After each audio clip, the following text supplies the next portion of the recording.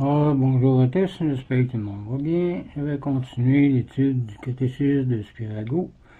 On était rendu au point 3. On avait commencé un petit peu. La préparation de l'humanité à la venue du Sauveur. Aujourd'hui, on va voir plus en détail. Donc, commençons avec un signe de croix. Au nom du Père, du Fils et du Saint-Esprit. Amen. Point 3. La préparation de l'humanité à la venue du Sauveur.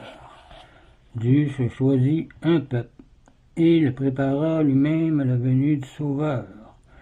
Ce peuple choisi était la descendance d'Abraham, comme qu'on a vu.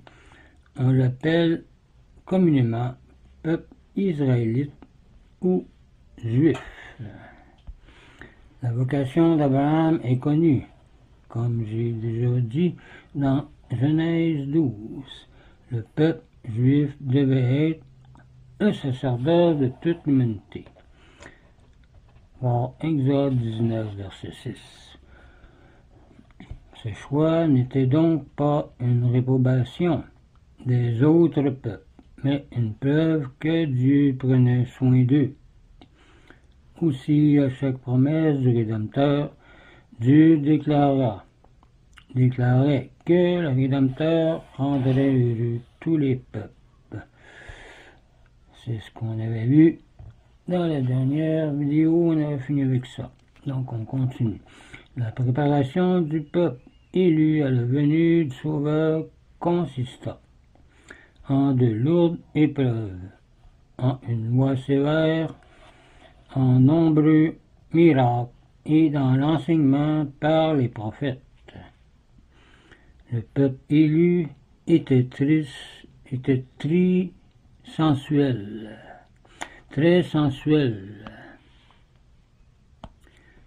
Il préférait les marmites d'Égypte à sa liberté. Voir Exode 16, verset 3. Dieu lui envoya donc des épreuves pour déraciner cette sensualité, cette mauvaise habitude. Par exemple, l'ordre de Pharaon de tuer tous les enfants mâles, la faim et la soif dans le désert, les serpents de feu, les attaques des ennemis, quand le peuple avait abandonné Dieu, longtemps après la captivité de Babylone et l'oppression par des rois cruels. À cause de la grossièreté de ce peuple, Dieu lui donna ses lois au milieu des éclairs et du tonnerre, en les accompagnant de menaces et de promesses, disait Saint Jean Chrysostome dans l'Ancien Testament. C'était la façon de Dieu d'agir avec eux. Le peuple était aussi très porté à l'idolâtrie, comme le montre l'épisode du veau d'or. Voir Exode 32, 1. Les miracles avaient pour but de raffermir la foi des Israélites et la confiance en le seul vrai Dieu. Les plaies d'Égypte, le passage de la mer Rouge et du Jourdain, la manne, la source du rocher, la chute des murs de Jéricho, etc. Les prophètes aussi avaient à raffermir la foi au vrai Dieu et à entretenir le désir du Rédempteur à venir. Voici un court résumé de l'histoire du peuple juif. Premièrement, les descendants d'Abraham demeurèrent d'abord en Palestine, puis vinrent en Égypte, où ils restèrent 400 ans, dans une dure oppression. Dieu appela Abraham vers l'an 2000, avant Jésus-Christ, et le conduisit en Palestine. Abraham se fixa à Hébron, à l'ouest de la mer Morte. Il eut un fils, Isaac qu'il voulut sacrifier sur le mont Moria. Isaac eut 2 fils, Isaü et Jacob, aussi appelé Israël. Celui-ci, ayant par ruse soustrait à son frère la bénédiction paternelle et le droit d'aînesse, fut obligé de quitter la maison. Il eut 12 fils, dont l'un, Joseph, devint roi en Égypte. Il appela ses parents au nombre de 66 et leur donna à l'est du delta du Nil la terre fertile de Géshan en 1900 avant Jésus-Christ. Les Israélites, ou fils d'Israël, s'y multiplièrent très rapidement et furent opprimés par les rois d'Égypte. Deuxièmement, Moïse fit sortir les Israélites de l'Égypte. Ils restèrent 40 ans dans le désert. Ils passèrent la mer Rouge en 1500 avant Jésus-Christ, au nombre de 2 millions de personnes, dont 600 000 guerriers, et arrivèrent dans le désert d'Arabie, où Dieu les nourrit de la manne et leur donna la loi au Sinaï. Dieu opéra sous leurs yeux de nombreux miracles. Et Moïse mourut au mont Nebo. Troisièmement, sous Josué, ils conquirent la terre promise. Mais pendant 300 ans, ils furent encore obligés, sous la conduite des juges, de combattre leur ennemi. Cela se passa en 1450 jusqu'en 1100 avant Jésus-Christ. Josué, le successeur de Moïse, partagea la terre promise entre les 12 tribus. Les juges étaient des chefs suscités par Dieu en des moments d'épreuve. Ils commandaient le peuple à la guerre, combattaient les ennemis et rendaient la justice. Les principaux furent Gédéon, Jephthé, Samson et Samuel, qui fut le dernier juge. Quatrièmement, les Israélites furent ensuite gouvernés par des rois. Saül, David et Salomon, en 1100 jusqu'en 975 avant Jésus-Christ. Saül était d'un caractère cruel et se tua lui-même dans une bataille. Son successeur David se distingua par sa piété. En 1055 jusqu'en 1015, il composa beaucoup de psaumes et reçut de Dieu la promesse que le Sauveur descendrait de lui. Tombé par légèreté dans 2 grands crimes, il fit une sévère pénitence. Son fils Absalom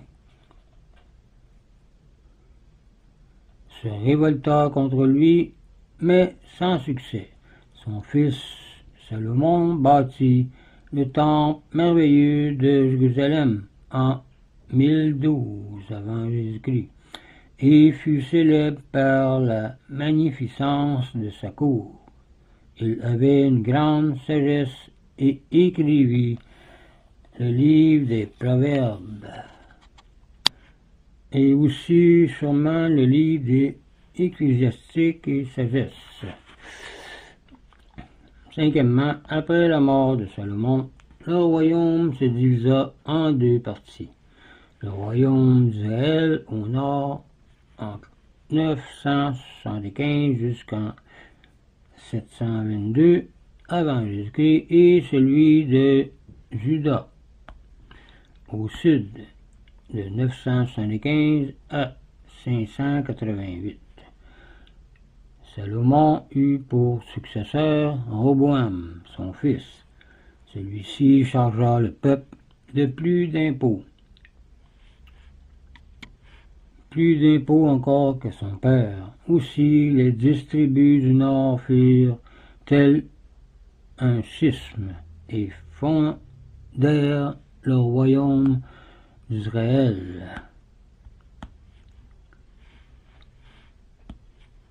Les 2 tribus méridionales, Juda et Benjamin, restèrent seuls fidèles à Roboam et formèrent le royaume de Juda. Sixièmement, comme les habitants de ces 2 royaumes abandonnèrent le vrai Dieu, les royaumes furent détruits et le peuple amené en captivité. Le royaume d'Israël eut 19 rois.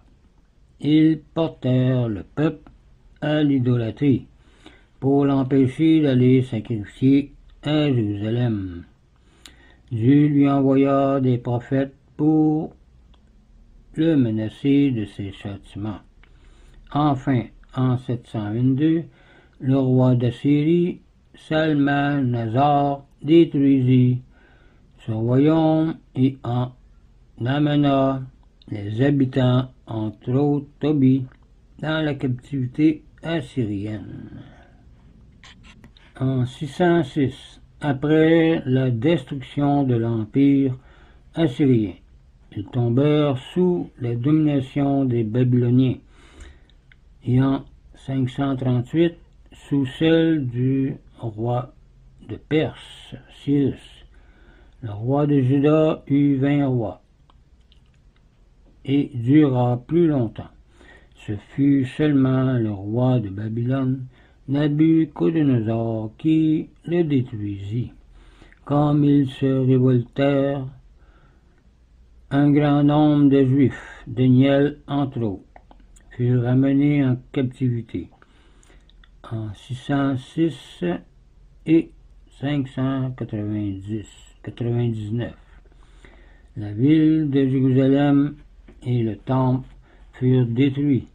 Cependant, les Juifs continuèrent à offrir des sacrifices sur les ruines du temple. Voir Bar, chapitre 1, verset 10. Septièmement, après le retour de la captivité en 536, les Juifs jouirent de la paix jusqu'au règne du cruel Antiochus, roi de Syrie, en 203 avant Jésus-Christ. Depuis 606, les Juifs du royaume d'Israël et de Juda se trouvaient soumis au même gouvernement. Ils cohabitaient le même pays et eurent bientôt des relations amicales. C'est à partir de ce moment que l'appellation de Juifs au lieu d'Israélites prévalut. Le roi de Perse, Cyrus, qui avait subjugué l'empire babylonien, permit aux Juifs en 536 de retourner en Palestine et de rebâtir le temple. Aussitôt, 42 000 Juifs, sous la conduite de Zorobabel, revinrent à Jérusalem et commencèrent la construction du temple, qui fut achevé en 516 avant Jésus-Christ, accomplissement de la consolante prophétie d'Agé, du prophète Agé. En 453, les Juifs reçurent du roi de Perse, Artaxerxès, l'autorisation de rebâtir les murailles de Jérusalem, qui était une prophétie de Daniel relative aux 69 semaines d'année. Oui, le roi de Perse, Artax, l'autorisation de rebâtir ce temple. Les Juifs restèrent près de 200 ans sous la domination des Perses, sans être persécutés. En 330, ils passèrent sous la domination du roi de Macédoine, Alexandre le Grand, qui avait détruit l'empire perse. Après sa mort, les Juifs passèrent successivement sous différents souverains, mais devinrent enfin, en 203, sujet d'Antiochus Épiphane IV. Il les persécuta pour leur religion. Il voulut par exemple forcer les 7 frères Maccabées et Éléazar à manger des viandes défendues. Il les fit martyriser et mourir. Il éleva des idoles dans le temple. Huitièmement, après une guerre acharnée, les Juifs conquirent leur liberté et furent pendant 100 ans gouvernés par des princes juifs. En 140 jusqu'en 39 avant Jésus-Christ, sous la conduite des vaillants Maccabées, Mattathias et ses 5 fils, les Juifs commencèrent la guerre de l'indépendance et secouèrent complètement le joug syrien. Dans l'un de ces combats, plusieurs Juifs furent tués, sur lesquels on trouve des idoles. Judas Maccabée fit offrir pour eux des sacrifices. L'un de ses 5 frères, Balthazar, le dernier roi de Babylone, fut tué la même nuit où il avait profané les vases sacrés. Comme j'ai dit tantôt, dans l'un de ces combats, plusieurs Juifs furent tués, sur lesquels on trouva des idoles. Judas Maccabée fit offrir pour eux des sacrifices. L'un de ses frères, Simon, devint roi et grand prêtre en Judée en 140. Sa postérité lui succéda sur le trône. En 64, Pompée, au cours d'une expédition en Asie mineure, s'arrêta dans la Judée et rendit ses princes vassaux de l'Empire romain. Neuvièmement, en 38, avant Jésus-Christ, un païen nommé Hérode devint roi de Judée. Les Juifs s'étaient révoltés. Les Romains déposèrent leur prince et instituèrent un païen, Hérode le Grand, comme roi de Judée, en 39 avant Jésus-Christ. Hérode fut donc le premier roi des Juifs, étrangers à leur nationalité. C'est donc sous lui que devait naître le Messie. C'est aussi lui qui fit massacrer les enfants de Bethléem. Il mourut en l'an 3 après Jésus-Christ. Hérode eut pour successeur son fils Hérode Antipas en l'an 3 jusqu'en 40. Après Jésus-Christ, ce fut lui qui fit décapiter Saint Jean-Baptiste et qui traita de fou le Sauveur. Hérode Agrippa, un petit-fils d'Hérode le Grand, lui succéda et fit décapiter Saint Jacques le Majeur et incarcérer Saint Pierre. Il se fit décréter Dieu et mourut mangé par les vers en 44 après Jésus-Christ. En 70, Jérusalem fut détruite par Titus, et le temple aussi, et les Juifs dispersés dans tout l'univers. Ce serait tout pour cette vidéo et le point 1 sur l'histoire des Juifs. La prochaine fois, au point 2, on va parler les autres peuples furent préparés à la venue du Messie, soit par le peuple juif, soit par des hommes pieux ou sages, soit par des moyens extraordinaires. Donc, je vous laisse là-dessus, je vous dis au revoir et union prière.